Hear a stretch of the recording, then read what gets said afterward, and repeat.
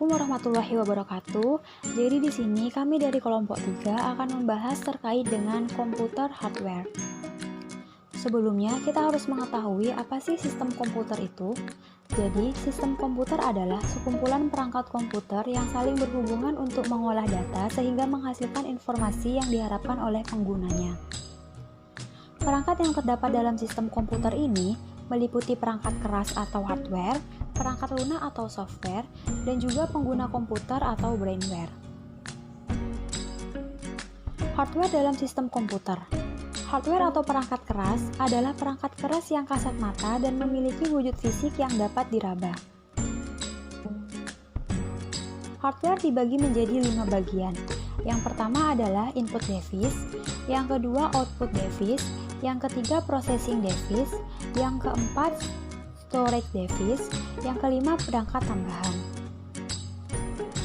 Input device merupakan bagian pertama. Yang termasuk dalam input device ini adalah keyboard, mouse, webcam, dan juga scanner. Perangkat tersebut dikategorikan input device karena fungsinya sebagai alat untuk memasukkan berbagai data dan juga perintah pada komputer. Sebuah data atau instruksi harus diinput terlebih dahulu sebelum diolah menjadi informasi yang seperti kita inginkan. Oleh karena itu, dibutuhkan sebuah unit dari dunia luar masuk ke dalam sistem komputer. Kemudian, output device.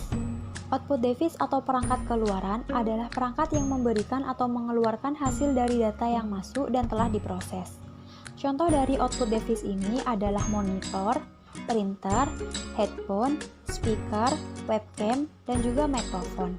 Dengan kata lain, output device ini menyajikan segala informasi yang didapat dari pemrosesan sistem komputer seperti gambar, suara, dan juga video. Kemudian yang selanjutnya adalah processing device.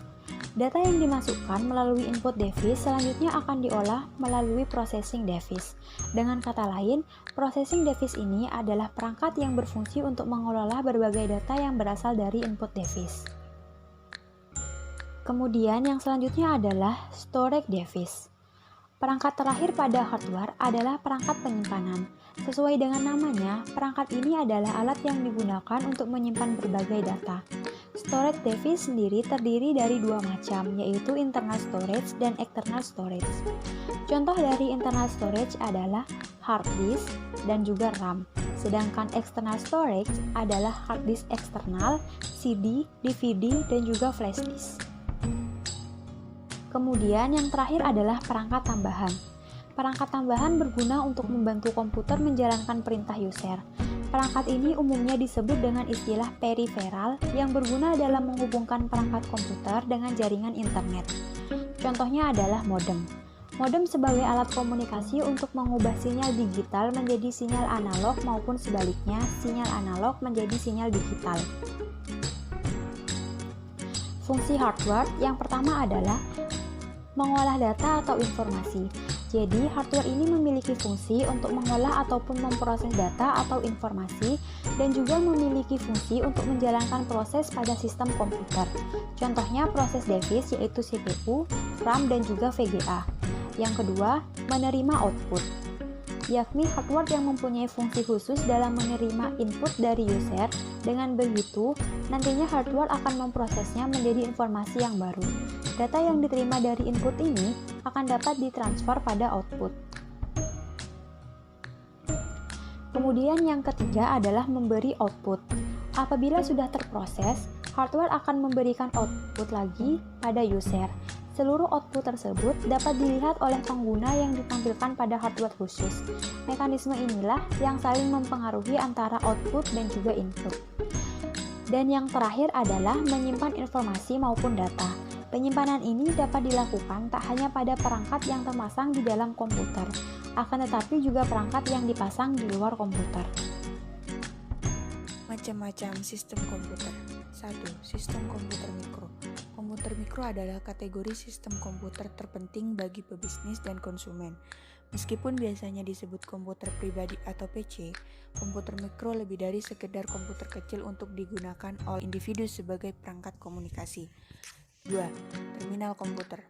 Pada dasarnya semua perangkat yang memungkinkan akses ke komputer sedang mengalami konversi besar ke perangkat komputer jaringan. Terminal komputer yang merupakan perangkat keyboard atau monitor video dengan kemampuan memproses terbatas digantikan oleh terminal cerdas yang merupakan PC berjaringan atau komputer jaringan yang dimodifikasi. 3. Komputer jaringan. Kategori komputer mikro yang dirancang terutama untuk digunakan dengan internet perusahaan oleh pekerja administrasi, karyawan operasional, dan pekerja pengetahuan dengan aplikasi komputasi khusus atau terbatas. Salah satu daya tarik utama komputer jaringan adalah TCO atau biaya total kepemilikan yang lebih rendah, yaitu total semua biaya yang terkait dengan pembelian, pemasangan, pengoperasian, dan pemeliharaan komputer. 4. Perangkat informasi. Perangkat komputer mikro genggam yang dikenal sebagai asisten digital pribadi atau PDA adalah beberapa perangkat paling populer dalam kategori alat informasi. PDA berkemampuan web menggunakan layar sentuh, pengenalan tulisan dengan berbasis pena atau keypad sehingga pekerja lapangan dapat mengirim dan menerima email, mengakses web, bertukar informasi seperti janji temu, daftar tugas, dan kontak penjualan dengan PC desktop atau server web. 5. Sistem midrange. Pada dasarnya adalah server jaringan kelas atas atau jenis server lain yang dapat menangani pemrosesan skala besar dari banyak aplikasi bisnis.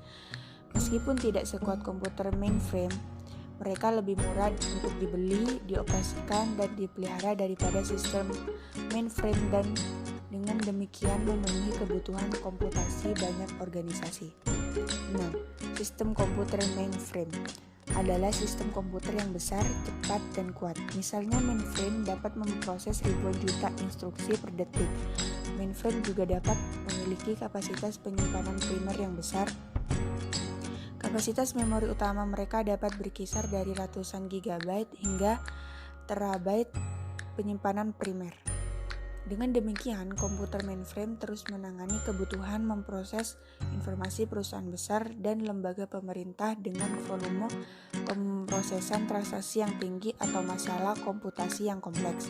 Misalnya, bank internasional, bank maskapai penerbangan, perusahaan minyak, dan perusahaan besar lainnya memproses jutaan transaksi penjualan dan pertanyaan pelanggan setiap hari dengan bantuan sistem mainframe besar.